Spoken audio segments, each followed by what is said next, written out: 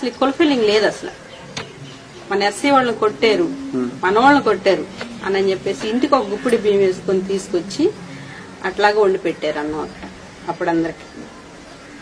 మా వాళ్ళు మనవాళ్ళు అట్లని చెప్పి అన్నం మాలా వాళ్ళు అందరూ పూటకొక పేట నినాదంతో.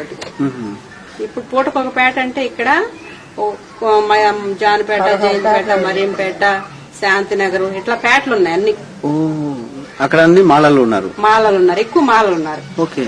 వాళ్ళు పూటకొక పేట అని చెప్పేసి ఇక్కడికి వచ్చిన తర్వాత వాళ్ళు అన్నాలు వండుకొచ్చి పెట్టారు మాకు ఇక్కడ.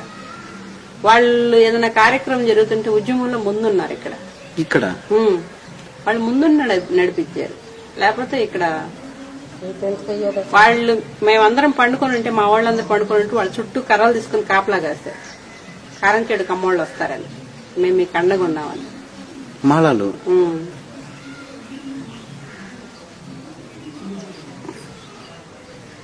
ఎట్లా కానీ చూడాలా? మీరు ఇట్లా చెప్తున్నారు, అక్కడ బయట ఆ సంఘటన జరిగినప్పుడమ్మా 85లో ఈ గొడవ జరిగినప్పుడు వాళ్ళు కాపలా కాశారు. అట్లాగా చుట్టూ పండుకున్న వాళ్ళని మేమందరం అక్కడ పండుకొని ఉంటే ఇక్కడ నాలుగు పెద్ద పెద్ద ఒక పూరి పాకలు తాటాకులతో ఇక్కడి నుంచి అంతవరకు పెద్ద పెద్ద పాకలు వేస్తే ఆ 4 పాకల్లో అందరూ ఉండేవాళ్ళు అనమాట. ఉంటే వాళ్ళందరూ కర్రలు తీసుకుని వచ్చి నైట్ కాపలా కాశారు. పూటకు ఒక పేట వండి పెడతాం.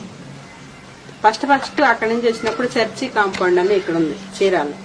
అక్కడ పెద్ద స్థలం ఉంటుంది, ఇప్పుడు మీరు చూడొచ్చు వెళ్తే టౌన్ లోని. అందరూ హాస్పిటల్ కి చర్చి కాంపౌండ్ దగ్గర అనమాట. హాస్పిటల్లో ఉండనివ్వరు కదా ఇంతమందిని. ఆ చర్చి దగ్గర అందరూ ఉంటే అక్కడికి వచ్చి చూసి ఏడ్చి వాళ్ళు బియ్యం తీసుకొచ్చి లేకపోతే అన్నం అడుక్కొచ్చి అందరికి పెట్టిన సంఘటనలు ఉండేవాళ్ళు.